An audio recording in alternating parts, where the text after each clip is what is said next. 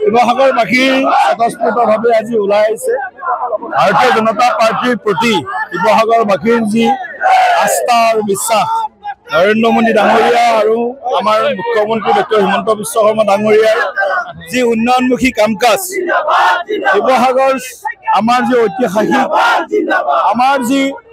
বুৰঞ্জী আমাৰ যি ইতিহাস এই গোটেইখিনিক আমি আজি ভাৰতীয় জনতা পাৰ্টিয়ে শক্তিশালীভাৱে আমি শিৱসাগৰবাসীৰ যি মৰম শিৱসাগৰবাসীৰ যি শ্ৰদ্ধা এই মৰম শ্ৰদ্ধাক আমি সকলো দিশৰ পৰা যাতে আমি তাৰ ঋণ যাতে ঘূৰাই দিব পাৰোঁ আৰু ঐতিহাসিক এই শিৱসাগৰ যি চহৰ বা শিৱসাগৰ জিলা স্বৰ্গদেউ চাওলুং চুকাফাই যিধৰণে সমগ্ৰ অসমখনক বৰ অসমলৈ ৰূপান্তৰ কৰাৰ কাৰণে যি সপোন আছিল আজি মই পবিত্ৰ এই শিৱদৌলৰ বাকৰিৰ পৰা ঐতিহাসিক শিৱসাগৰৰ মাজমজিয়াৰ পৰা মই সমগ্ৰ অসমবাসীক বিনম্ৰতাৰে অনুৰোধ জনাব বিচাৰিছোঁ যে জাতি ধৰ্ম পন্থ বৰ্ণ নিৰ্বিশেষে আমি সকলোৱে অসমীয়া যি আমাৰ কৃষ্টি সংস্কৃতি সভ্যতা এই কৃষ্টি সংস্কৃতি সভ্যতাৰ ৰক্ষা কৰাৰ লগতে অসমখনক যাতে আমি সকলো দিশত শক্তিশালীভাৱে আগবঢ়াই লৈ যাব পাৰোঁ তাৰ কাৰণে এক আশা এক সংকল্পৰে সকলোৱে নিজৰ নিজৰ দায়িত্ব কৰ্তব্য সম্পাদন কৰক আজিৰ দিনটোত আমি সেইটোৱে ক'ব বিচাৰোঁ যে ৰাজনৈতিকভাৱে শিৱসাগৰ জিলা নিশ্চিতভাৱে ভাৰতীয় জনতা পাৰ্টিৰ কাৰণে হাৰুৱা আৰু 2026ত নিশ্চিতভাৱে শিৱসাগৰ হওক ডিমৌ হওক আৰু আমাৰ নাজিৰা সমষ্টি হওক তিনিওটা সমষ্টিত ভাৰতীয় জনতা পাৰ্টিয়ে শিৱসাগৰবাসী ৰাইজ তিনিওটা সমষ্টিৰ ভোটাৰ ৰাইজৰ আশীৰ্বাদ আৰু সমৰ্থন লাভ কৰিব আৰু তাৰ ইংগিত আজি শিৱসাগৰত পাইছোঁ। ইয়াতে ৰাইজৰ দলৰ সভাপতি অখিল গগৈ ইয়াতে নিৰ্বাচনত অৱতীৰ্ণ হ'ব বুলি কৈছে, কি ক'ব? চাওক, যোনে নাথাকক বিৰোধী পক্ষত আমি গণতান্ত্ৰিক প্ৰক্ৰিয়াত সকলোৱে মানে ইয়াত তেওঁলোকে প্ৰতিদ্বন্দ্বিতা কৰিব, আমাৰ ফালৰ পৰা শুভেচ্ছা দিব পাৰিম, কিন্তু ৰাইজৰ যিটো মনৰ ভাৱ আমি বুটলিবলৈ সক্ষম হৈছোঁ এই মুহূৰ্তত বা আজি এই সময়ত ৰাজনৈতিক পৰিস্থিতিত এই শিৱসাগৰত ভাৰতীয় জনতা পাৰ্টিয়ে তিনিওটা সমষ্টিত নিশ্চিতভাৱে জয়লাভ কৰিবৰ কাৰণে ৰাইজৰ ওচৰলৈ যাব আৰু ৰাইজে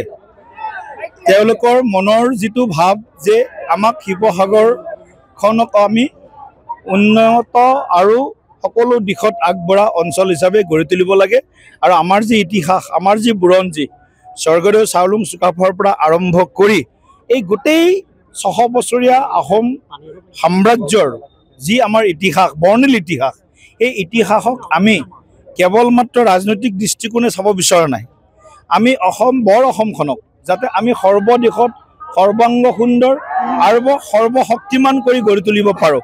আৰু তাৰ কাৰণে আমি শিৱসাগৰবাসী ৰাইজৰ আশীৰ্বাদ আৰু সমৰ্থন বিচাৰিছোঁ। কালি সত্ৰ আয়োগে যিখন প্ৰতিবেদন দিছে 15,000তকৈও অধিক মাটি বেদখল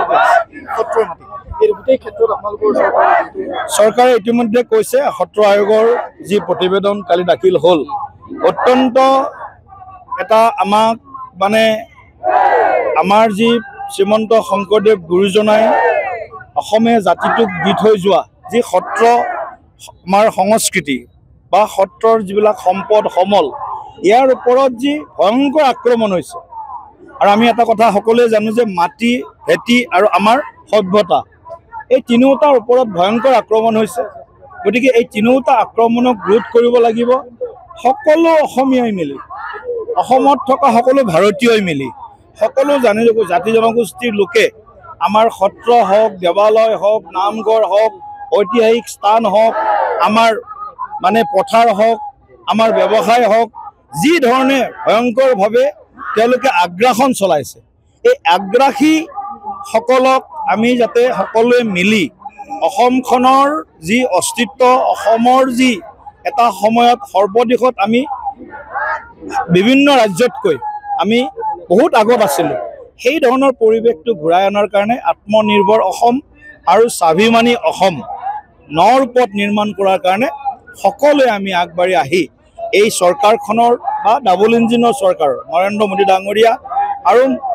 মুখ্যমন্ত্ৰী ডক্টৰ হিমন্ত বিশ্ব শৰ্মা ডাঙৰীয়া চৰকাৰক আমি সকলোৱে এই সময়ত সহযোগ কৰাটো উচিত বুলি মই বিশ্বাস কৰোঁ।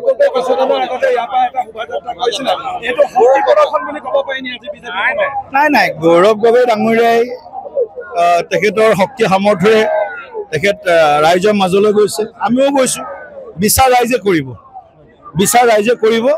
কাৰণ ভাৰতীয় জনতা পাৰ্টি কেৱল তেওঁলোকে কৈ আছে চৰকাৰত আহিম, আমি কৈ আছোঁ ওলোটা, আমি চৰকাৰত অহাৰ কথাটোত কৰিও আমি কৈছোঁ ৰাইজৰ সেৱা কৰিম। তেওঁলোকে শাসনৰ চিন্তা কৰিছে, আমি সেৱাৰ চিন্তা কৰিছোঁ। গতিকে গৌৰৱ গগৈৰ লগত মোৰ বেছিক ডিফাৰেঞ্চ, তেওঁৰ চিন্তাৰ তেওঁৰ মাইণ্ডছেটৰ বেছিক ডিফাৰেঞ্চ হৈছে তেওঁ শাসনৰ কথা কৈছে, আমি সেৱাৰ কথা কৈছোঁ। মই দেখুৱাইছো আজি বিশাল শোভাযাত্ৰা উলিয়াইছে বিজেপি। আজি যোৱা 31 মে'ত এই স্থানৰ পৰাই